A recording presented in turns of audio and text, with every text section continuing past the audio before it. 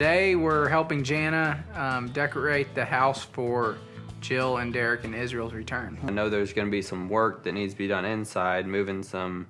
The house is gonna get messed up anyhow, so you might as well do it in We might as early. well break her in.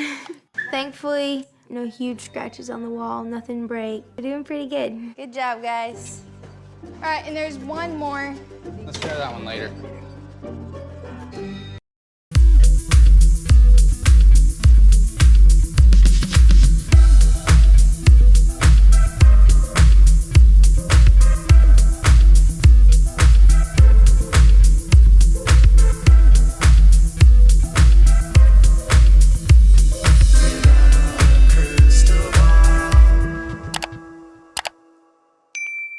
Hey everyone, it's Katie from Without a Crystal Ball. Welcome back to my channel. It's Tuesday, May 10th.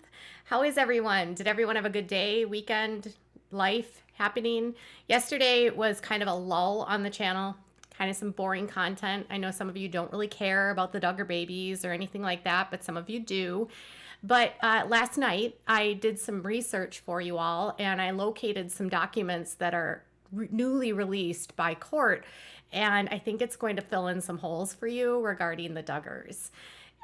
This is going to be a very busy few weeks for the Duggars, and I think release of these documents by the court will help to fill some blanks in for you as we prepare to find out what's going to happen with Josh. And I think it will also give you a better understanding about what happened with the sisters and sort of what the thought process was with the sisters and where their relationships stand with their parents today.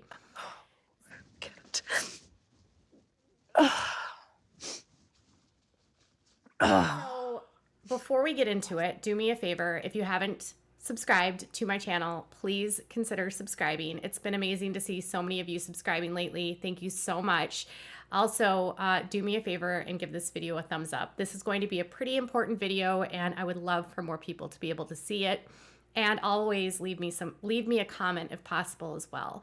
Again, this is going to be a pretty important video that will help a lot of people better understand what is going on with Jill Duggar and her family. Around 2019, it was maybe the spring, I keenly remember that I started to notice that Jill Dillard had not been featured on the Duggars' Instagram or social media for a while. And I started looking through and combing through their posts, and I had actually been able to determine that it had been a couple years before the Duggars, or since the Duggars had actually said anything publicly about Jill. Previously, like from 2017 and below, the Duggars were very, very, very commonly like wishing her a happy birthday, sending love to Derek, and it was at a point in May of 2017 when everything changed. And I remember doing a video about it at the time, and I was kind of shocked. I was like, why haven't they talked about Jill? Like, what's going on with Jill? Why haven't they acknowledged her? And that's sort of when I sort of was able to clue in that there could be something going on between Jill and her family. I had no clue at the time what it entailed or what it involved. Obviously, in the last few years, Derek and Jill have opened up about what's happened between her and her family, but they've been pretty vague about the specifics. And totally understandable. I mean, not every single person is going to want to have everyone know all their details of their lives. And it's their right to not tell us all the details. I think as a public, we feel almost entitled to all of the details because this was a family that was literally on our airways for 17 years. So they made a couple Q&As on their YouTube channel, and they answered a ton of questions. They revealed why they left the show, over some frustrations about an opportunity that Derek had to be in the mission field that he was not able to take. They had worked for it for quite some time. They only find out after the fact that they can't go. There was some issues with what was on the show and what they felt like they wanted to share, and it just wasn't becoming compatible with their life. And then there was a whole another issue with payment. So most of us assumed that the crux of the issue came down to Jill needing to have independence and set up boundaries, and she talked about that on her videos. She did an interview with People magazine and went into further detail and said she had to really separate herself from a lot of the beliefs that she grew up with, and talked about how, she realized that there was nothing wrong with wearing pants, and she got her nose pierced and occasionally even drank some alcohol. So for many people, we were like celebrating Jill, not really realizing the ramifications of what those choices meant for her in relation to her family. And now the court has unsealed records from the civil case, which was dismissed in February. So if you remember, in 2017, Jill and her sisters sued Springdale and the police and the county and 3 separate workers for the release of a report related to her brother. And they said that it caused them a lot of hurt. And it was during the process of this, the judge ultimately dismissed the case because they said that there was immunity. And they also, there was certain aspects of the case that simply they were not able to prove. And ultimately the case was dismissed. So, but leading up to that, they were working towards a trial, and they took depositions as they went through the discovery process. And Jill, her sister, all 3 sisters, Derek and Jeremy, all sat for depositions. And various excerpts of those depositions were actually listed in previously sealed records that were filed in court related to various motions. There was also interviews that she and her sisters did with experts who had to help determine what kind of assistance the girls would need moving forward, and what would the long-term implications be of the release of these records, along with, what could the expected cost be to the people that they were suing. So they were looking at the overall picture, how much money do they need for services? And they spoke with an expert in California who went through an interview with them to get a better understanding of, the overall ramifications of what happened. So through that process, those details were filed in court, and now we have a better idea of what happened, at least a better understanding of what happened between Jill and her parents. So Jill had sat in a deposition with the counsel for the defendants, and they wanted to understand a little bit about, in her deposition, it was hours long, right? So we're only getting small little excerpts. And they talked about pretty much everything. They talked about her parenthood. They talked about growing up. They talked about the records. They talked about her brother. They talked about the show. They talked about her dad, her mom, her siblings, all of it, even what happened to her as a child. And they talked about the money that she made, how they derived their income. And there was a point when they talked to her about what the status of her relationship with her parents was, and sort of what was the precipitous to what happened and why did it get to that place.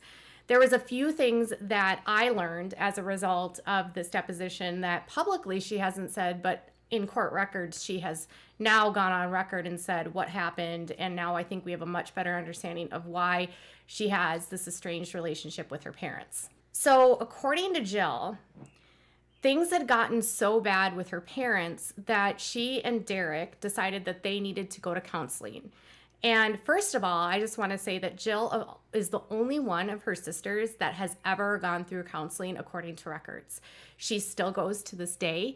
She and Derek went and started going because they needed to work through some issues that they were dealing with as a married couple in relation to her family. And after going for that one time, they found it to be very beneficial, and they just kept on going. And they said it's been a really good help for their family. I think as I've been reading through the depositions, I will say that there were times that Jill clearly didn't want to answer questions, and so she came off a little bit deceptive, but I can also understand the stress of going through something like this. But a lot of times she came off completely honest and completely transparent. Same thing with Derek. So she said that things had gotten so bad with her parents that she actually decided going to counseling, and they said where she had gone to counseling, and she said that she had sought out counseling as a mediation thing that they thought would help with her and her parents. So they went to a center and they wanted to see if they could bridge the gaps and learn how to agree to disagree with her parents. And she said that they said, "Did your parents ever go to the center with you?" And she said, "No." And she said, "Did they ever get to go to did they ever get to go at some other time?" She said, "I don't know." Were they not interested in mediation? And she said, "Not exactly." And they said, "What would exactly be the truth to that?" And she said, "Not exactly." So they weren't interested in mediation with her. They didn't want to talk in a counseling session. And then she also admitted that her relationship with her parents got pretty toxic as a result of all of this. So when they asked her about why she decided to leave the show, they said, "I recall Derek telling us in his deposition that you all essentially opted out of the reality television show at some time. Do you recall that?" And she said, "Yes." And he said, "When did that happen?" And she said, "May of 2017. And they said, "What was the reason for that?" And she said, "Multiple reasons." And they said, "What were those reasons?" And she said, "It wasn't like a good fit for our family. We were settling into our own family routine. It basically didn't align with that anymore. It didn't work out." In terms of scheduling or something else, they asked. And she said, "No, just like the overall dynamic, essentially. Yeah, like more about like the structure of all of it. And what structure made it a bad fit for you?" And she said, "Just like, scheduling. You said that. It's not the only thing. Scheduling, the demand for the lot of hours that they were there and the flexible schedule." So she and Derek make the decision to leave based on the fact that the show does not fit into their schedule. Derek also said that he at one point confronts Jim Bob about not getting paid, and he finds out that through either a contract, through a conversation with either TLC or somebody else, that TLC had, with Jim Bob, was supposed to pay the kids a certain amount of money. And so Derek had never been paid, and so he says he approaches Jim Bob and asks him for money, and they end up getting paid like $500 or $1,000 per episode. So not very much. And he estimated that the Duggars themselves were making well over $10,000 per episode at the time. So Jill, in her deposition, admitted that she had tried to arrange mediation with her parents. She also went through a process where they tried to verify like if she had any diagnoses and what her long-term prognosis was. It was a way to set up sort of a plan for what the payment would be if they were to win the lawsuit. And it was in that process that Jill explained that when she decided to leave the show, she saw an entirely new side of her father that she had never seen before. And when she described that information, when she described what happened on her views of her father, this is what she said: "I saw a whole new side of my dad once my husband and I started making decisions that were best for our family, but not in his best interest. Sadly, I realized that he had become pretty controlling, fearful, and reactionary. He was also verbally abusive. Our relationship is not good. It's gotten pretty toxic. We occasionally text on a family group thread, but I don't feel comfortable being around him just hanging out. It isn't good for me right now. Although I long to see our relationship restored, at this point, my husband and I have had to create some pretty strict boundaries right now to protect our sanity. We're pretty much only see him right now at weddings and at funerals. I think sometimes he wishes that we would just get over it and go back to how things were, doing things his way. When I see him at weddings and stuff, he is cordial, but I wouldn't want to try to talk things out with him in a smaller setting. Plus, there's just too many triggers and stuff for me to have to process that being around him. It's just emotionally taxing, and I don't have the energy right now." And then in regards to her mom, she said, "She's still the same person with a caring personality. I know she's hurting and just wishes that our relationship was on good terms with my dad, that my dad would just keep his mouth shut sometimes. She wishes there was something she could do to fix things, and occasionally she tries to. I'm okay seeing her a little more than my dad, but it's still awkward and triggering." So when she starts confronting them about everything with the show, wants answers, starts doing things her own way, her dad gets very pushy and she says things get worse. And then she goes into therapy, she asks for mediation, and they don't go.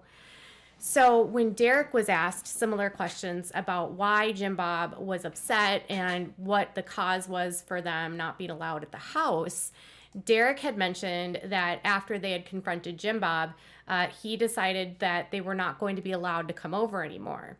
This is the question. They said, and something you said about not wanting to go over to the house. You said, I think you said you don't see eye to eye about a few things. What are those things? And like separate from what I was talking about earlier. And he said, the attorney says, well, you said it was awkward. You don't see eye to eye on things. I'm wondering what is it that you don't see eye to eye on? And he said about like, for another reason, she has a nose ring. Jim Bob is mad that Jill has a nose ring. And they said, okay, and Jim Bob and Michelle don't approve of that, or is that the issue? And he said, yes, correct. And she said, are there any other parts of you and Jill's lifestyle that they don't approve of? And he said, I think so. And he said, what are those? And Derek said, like she started wearing pants. Is there anything else? Drinking just occasionally. Is that it? That I can recall right now. And he says, okay, prior to Jim Bob requesting that you and Jill not come to the house without permission, what was the arrangement like? Could you guys just go there whenever you wanted? Or what was that? What did it look like? And he said, we would generally go over for holidays and for other events that might be going on. He verified that Jill does not have an NDA. And he said that he does not have an NDA. And that was kind of the extent of the dispute. So when it comes to Jim Bob and Jill, it sounds like in 2017, they made a decision that they wanted to leave the show. They asked Jim Bob about leaving the show because he took away an opportunity. So they've said that publicly. In retaliation for them asking questions, then he starts getting very controlling with Jill, and she says he's being very verbal with her. She then says that he then, they say that they're not then, as a result, allowed to go over to their house anymore because she gets her nose pierced, she drinks alcohol, and she wears pants. So Jim Bob is mad at Jill because she's become worldly, it sounds like, and Jill's not going to play by his rules anymore. Here's the thing that sort of stuck out to me about all of this is that in a world of Jim Bob Duggar, he was so hurt that Jill stopped listening to him, and he was so upset based on their description. We obviously don't know Jim's side of it, so I can't say what Jim's side, these are their allegations about what happened. But according to Derek and Jill, he was so upset by them not following the way things were that he almost retaliated against them and said, well, then you're not coming over. And it's because of your nose ring, and it's because you drink, and it's because you wear pants. Jeremy and Ginger, interestingly, also mentioned arguments or a confrontation that they had with Jim and Michelle about her wearing pants. Like he didn't agree with Ginger wearing pants either. So even with Jim not having daughters that are like adults, he's still trying to control what they wear, what they do with their bodies, what they put in their bodies, how they act. I mean, in Jill's deposition and with the expert, she said that she never drinks more than 3 drinks a week, and she's never even been intoxicated. And he and Derek and Jill like hold each other accountable so that they don't get intoxicated. And she says she only drinks like 1 beer. And so Jim has labeled her the problem because she'll have a beer and has her nose pierced. But he had no problem with Josh in his house, putting Josh on the property, housing Josh, supporting Josh through the trial, helping Josh with his defense, refusing to testify and almost playing like ignorant about what happened to his daughters. So you mean to tell me after all of this is said and done, it was a nose ring and it was some alcohol and pants that ended the relationship from Jim Bob's side, and from her side it was, I don't want to listen to you anymore. I'm an adult. I want to make my own choices. So here's what I think, and this is just my opinion, is if you decide to make your own decisions and you go against what Jim Bob wants, he turns you into the problem and he turns everyone against you. That's what I'm seeing, because she says that she has a strained relationship with a lot of her family now as a result. Yesterday I mentioned that Jill is a scapegoat. Can you see now how Jill is a scapegoat? Jill asked questions. Jill wanted to get paid. Jill had a life she wanted to lead. And because of that, and because it ruined Jim Bob's plans, she's the problem, not Josh. It's not Josh. It's not Josh. It's not Josh. I would imagine that living in a situation like this, if I were Jill, you would feel like you were going insane. This would feel like gaslighting. It would feel like your reality isn't even real. You would be questioning every aspect of your life. And it would be hard to have any sort of semblance of even a normal relationship with these people, because everything that you say is one way and they say it's another. So it's like up is down, left is right, grass is blue, sky is green. You know, you don't have any bearings. And they won't go to therapy with you to even work through anything. What parents do this to their daughter? And how is it that for 17 years we thought these people were good people? Like, I get you can have disputes with your kids, but you're going to make your daughter's nose ring to be the problem and not Josh. It's so despicable.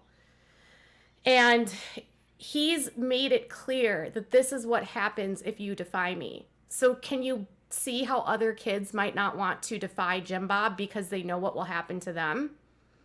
I can. What are your thoughts about all of this information? I have more coming up. I've got stuff on Ginger. I've got stuff on Jessa. I have stuff on Joy. It is a huge, huge rabbit hole of information, and it's opened up Pandora's box of all of the questions that we wanted to know. So tell me what your thoughts are about this specific issue in the comments below. Bye, guys.